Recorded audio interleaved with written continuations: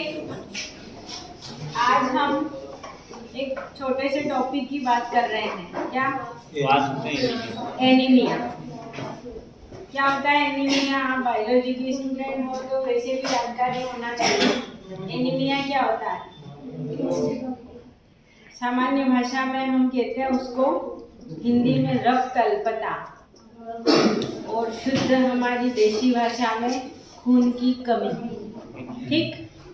अब ये एनीमिया क्यों हो जाता है या हम एनीमिक क्यों हो जाते हैं?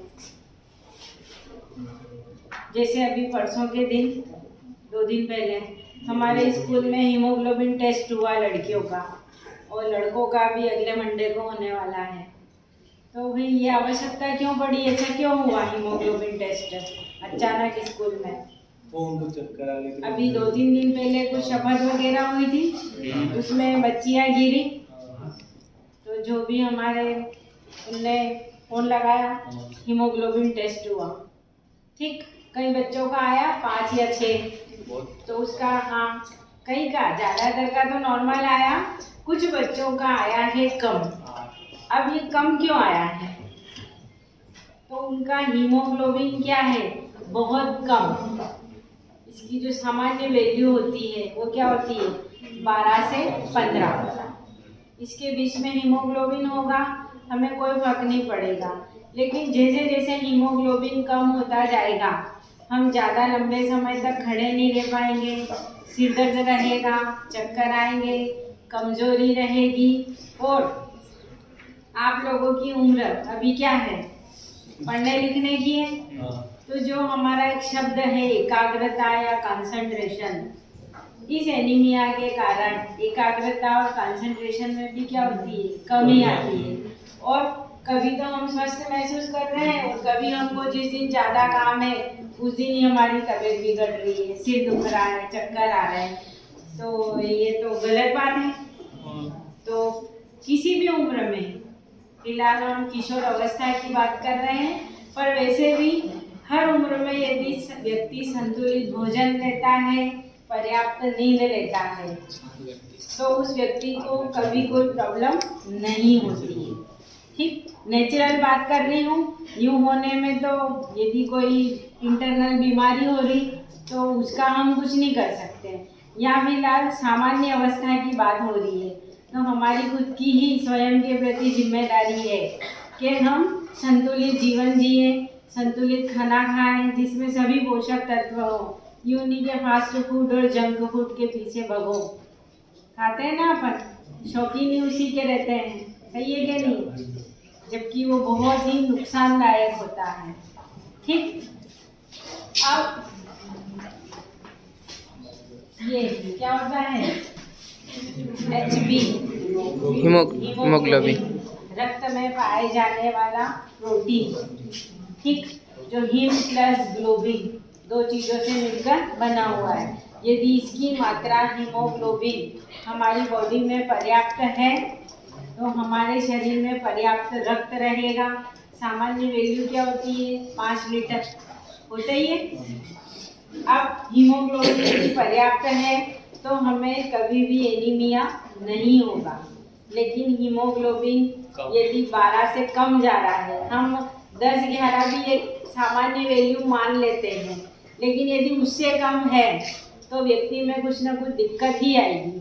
वैसे आइडियल वैल्यू 12 से 15 है, इससे कम होना स्वास्थ्य के लिए हानिकारक है। लेकिन यदि 5, 6, 7 ये भी है तो ये कोई अच्छी बात नहीं है।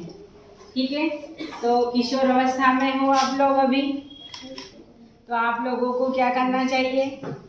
हीमोग्लोबिन हमारा पर्याप्त जितना होना चाहिए उतनी वैल्यू बनी रहे। अब देखो आप लोगों की उम्र में, ये हमारे उमंग का है ही क्या, कक्षा 9वीं से 12वीं के बच्चों के लिए, तो मैं तुम लोगों के लेवल पे जाके बता रही हूँ। ठीक। अब एनीमिया के लक्षण क्या क्या हो सकते हैं? नाखून, जीभ, आँख की पलक का भीतरी हिस्सा क्या होता है? सफ़ेद। अरे आप तो वैसे भी देखो, ये जो हमारा हाथ है, ये देखो, सबका देखो। ठीक। किसी का बहुत ज़्यादा सफ़ेद होगा, है? क्या सबका थोड़ी होगा क्या? एक का दो का होगा। लड़कियों में किसका हीमोग्लोबिन कम निकला उस दिन? 10 से कम किसका है? कितना है? 9.6। अब इसके होठ, आंखें या सामान्य, हंसना नहीं है, कोई बड़ी बात नहीं, किसी को भी हो सकती है प्रॉब्लम। आप ऐसे करके देखो, ऐसे देखो, आपके हाथ में वैसे ब्लड होगा तो थोड़े समय में पूरे गुलाबी हो जाएंगे, मतलब हमारे पर्याप्त रक्त है। हीमोग्लोबिन कम है मतलब बॉडी में ब्लड भी क्या होगा आपके? कम होगा। हाँ, यूं ही दिख जाएगा आपको, दिख रहा है? चलो चलो, हाँ बाद में देख लेना। अरे सुनिए, फिर थोड़ा सा काम करने के बाद थकान महसूस होने लगती है, सांस फूलने लगती है, चक्कर आते हैं, भूख कम लगने लगती है, एकाग्रता कम हो जाती है, स्वभाव चिड़चिड़ा हो जाता है, पाँव और पूरे शरीर में सूजन आने लगती है।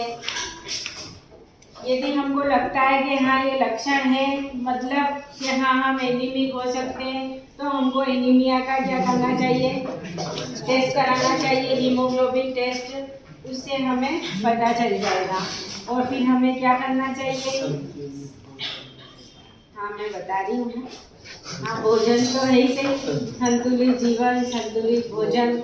अब हम जो बुक में है वो रीड कर रही हूँ मैं, है ना? पर्याप्त मात्रा में पौष्टिक भोजन करना।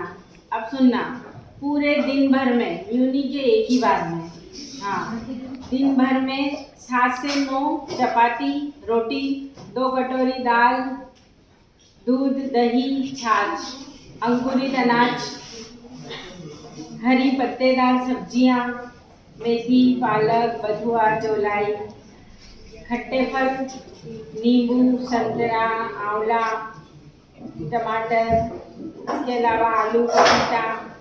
इनमें क्या होता है? लोहा, आयरन काफ़ी मात्रा में पाया जाता है। फिर साबुत अनाज, वही अंकुरित, फिर विटामिन B12 युक्त आहार, अंडा, मांस, मछली, पनीर, दूध पी सकते हो, मांस नहीं खाओ तो सब्स्टिट्यूट है, यूं नहीं कि अब हम क्या खाएं। हाँ, और चीनी की जगह गुड़ का उपयोग करना चाहिए। चीनी नुकसान करती है, बाकी गुड़ सेहत के लिए बहुत बढ़िया होता है। फिर हरी सब्जियों को लोहे की कढ़ाई में बनाना चाहिए।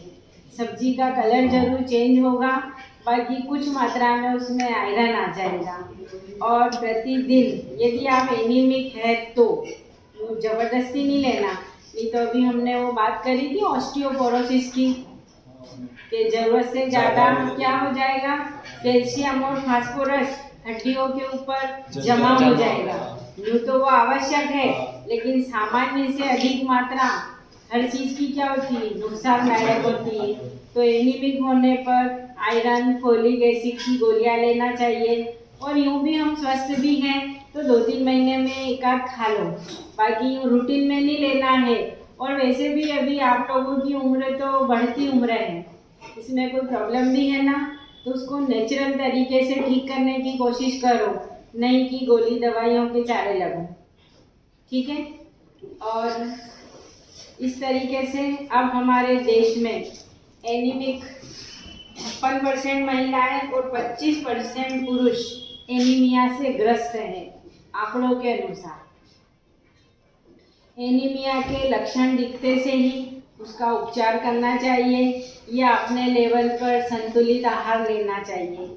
अब क्या आप लोगों में से कोई है एनीमिक, बॉयज में से? क्यों? कृष्ण कुमार करवाया था टेस्ट? मैम मेरा 11.6। 11.6 तो अच्छा है। एनीमिया का दुष्प्रभाव क्या होता है? जल्दी बताओ, खत्म करें। सिर दर्द होता है, चक्कर आते हैं, और थकान में ऑक्सीजन हमने पढ़ी है श्वसन में, हीमोग्लोबिन ऑक्सीजन से क्रिया करता है, क्या बनाता है? SbO2 SbO2 ऑक्सीहीमोग्लोबिन, और यही पूरे शरीर में जाता है और कोशिकाओं को ऑक्सीजन मिलेगी तभी तो वो काम करेगी। और कोशिकाओं को प्रॉपर ऑक्सीजन मतलब हमें ऑक्सीजन, और यदि हम एनीमिक होंगे तो क्या होगा? ऑक्सीजन की सप्लाई ही कम हो जाएगी, और ऑक्सीजन नहीं होगी तो हम कैसे लगेंगे? अधमरे, हाँ, काम ही नहीं होगा और एक अलर्टनेस कुछ भी नहीं रहेगी। ठीक है, तो इस तरीके से आप लोग ये सारी जो बातें हैं इनको अपनाओ, अपने दैनिक जीवन में ढालो और एनीमिया से बचो। ठीक है।